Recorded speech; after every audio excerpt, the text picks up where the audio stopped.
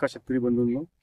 तेलबिया संशोधन केंद्र डॉक्टर पंजाब देशमुख कृषी विद्यापीठ पीक हे प्रामुख्याने खरीप हंगामात उन्हाळी हंगामात लागवड केली जाते. या पिकावर सुद्धा या तेलबिया संशोधन केंद्राच्या माध्यमातून भरीव असं संशोधन झालेलं आहे. शेतकऱ्यांच्या उपयोगासाठी असलेल्या नवीन नवीन वाहनांची निर्मिती या संशोधन केंद्राच्या माध्यमातून झालेली आहे. नवीन वाहनांची निर्मिती केली त्याविषयी आता थोडक्यात आपल्याला माहिती देण्यात येणार आहे. त्या वाहनांची गुणवैशिष्ट्ये, त्याचा कालावधी याविषयी मी सविस्तर माहिती आपल्याला इथे देणार. विद्यापीठाने भूमिकामध्ये चांगलं संशोधन करून एकूण 6 प्रकारचे वाण विकसित केले शेतकऱ्यांच्या शेतावर लागवडीसाठी.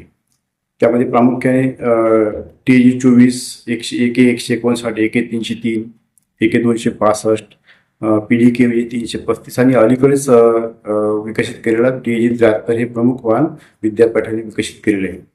जो पहिला वाहन आहे खरीप हंगामात लागवडीसाठी वापरतो शेतकऱ्यांसाठी दिलेला तो PDK 335 नावाचा वाहन आहे. हा वाहन डॉक्टर पंजाब देशमुख कृषी विद्यापीठातून 2019 मध्ये विकसित केलेला आहे. त्याची शिफारस प्रामुख्याने खरीप हंगामात लागवडीसाठी केली जाते.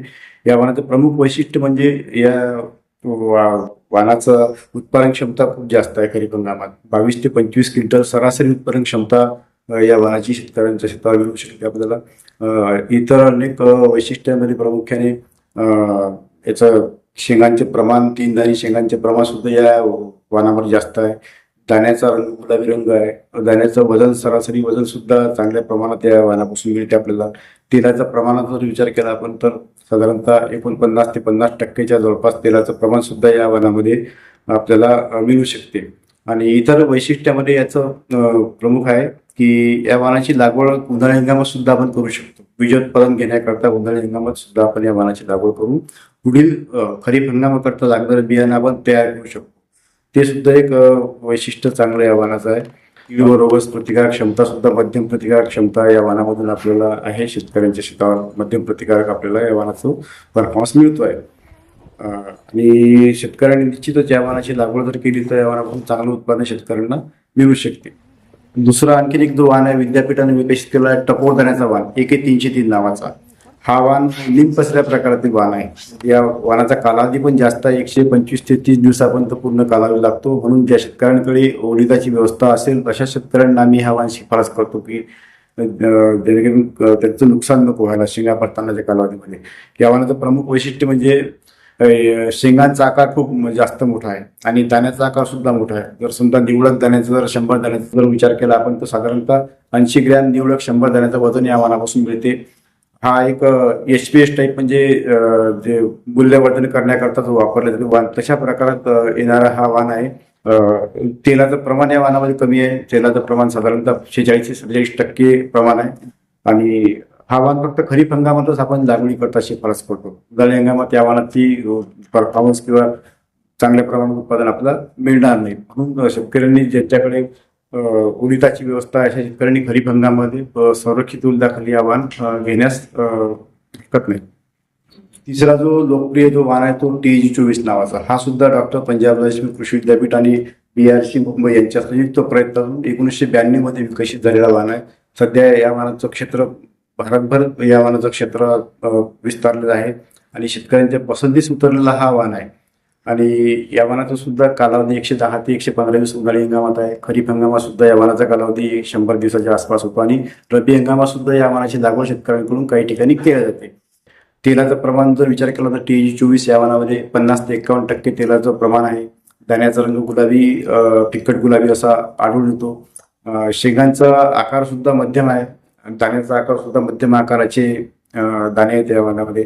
दुसरं म्हणजे सुप्तावस्था गुणधर्म या वाहनामध्ये नसल्यामुळे आपण तिन्ही हंगामात या वाहनाची लागवड करू शकतो आणि शेतकरी करतात सुद्धा तिन्ही हंगामात या वाहनाची लागवड. आणि किडीवर रोगास मध्यम प्रतिकारक असा वाहन आहे. या वाहनाची उंची इतर वाहनाच्या तुलनेत कमी आहे. म्हणजे गुटक्या प्रकारातील वाहन ज्याला म्हणतो आपण तशा प्रकारचा हा वाहन आहे आणि शेतकऱ्यांच्या पसंतीस उतरलेला वाहन आहे. पण त्याच्या अजून सुद्धा शेतकऱ्यांच्या शेतावर तो लागवडीसाठी वापरला जातो. इतर वाहनांमध्ये अलीकडच्या काळात विद्यापीठाने जो वाहन विकसित केला तो वाहन TG73 नावाचा. TG73 हा वाहन विद्यापीठाने 2021 मध्ये विकसित केला आहे. TG अर्थ असा आहे की ट्रॉम्बे अकोला ग्राउंडनट. हा BRC मुंबई आणि डॉक्टर पंजाब देशमुख कृषी विद्यापीठ अकोला यांच्या संयुक्त प्रयत्नातून हा वाहन विकसित केला गेला आहे. आणि या वाहनाची शिफारस प्रामुख्याने उन्हाळी हंगामाकरता केल्या गेलेली आहे. या वाहनाची प्रमुख वैशिष्ट्य म्हणजे अधिक उत्पादन क्षमता. किंवा जे सध्या लागवडीकरता वाहन जे आहे त्याच्या तुलनेत या वाहनाचं जवळपास 15 ते 20% उत्पादन जास्त मिळते. म्हणजे सरासरी 28 ते 30 क्विंटल पर्यंत उत्पादन क्षमता या वाहनाची नोंदवल्या गेलेली आहे. या वाहनामध्ये 3 दाणे शेंगांचं प्रमाण खूप जास्त आहे. महत्वाचं वैशिष्ट्य म्हणजे दाण्याचा आकार झाडा प्रकारचा दाणा असल्यामुळं वजन सुद्धा जास्त मिळते. त्यामुळे उत्पादन क्षमता त्यामुळं अधिक मिळते आपल्याला. तेलाचं प्रमाण जर विचार केला तर 48 ते 49% तेल या वाहनामध्ये आहे. दाण्याचा रंग गुलाबी आहे, जो इतर वाहनांचा त्या तुलनेत सारखा आहे. दाण्याचा आकार सुद्धा 55 ग्रॅम प्रति 100 ग्रॅम दाण्यापर्यंत आपल्याला या वाहनातून मिळू शकते. किडी व रोगाचा जर विचार केला तर मध्यम प्रतिकारक क्षमता या वाहनामध्ये इतर प्रमुख किडी व रोगांसाठी आहे. आणि दुसरं आणखीन वैशिष्ट्य म्हणजे या वाहनाची शिफारस आपण खरीप हंगामात बीजोत्पादन करण्यासाठी सुद्धा केलेली आहे, जेणेकरून शेतकऱ्यांच्या शेतावर उन्हाळी हंगामात लागणारं बियाणं जे खरीप हंगामात तयार करून ते आपण वापरू शकलो पाहिजे. कालावधी जर विचार केला तर साधारणतः 110 ते 115 दिवसामध्ये वाहनाची परिपक्वता मिळते आपल्याला.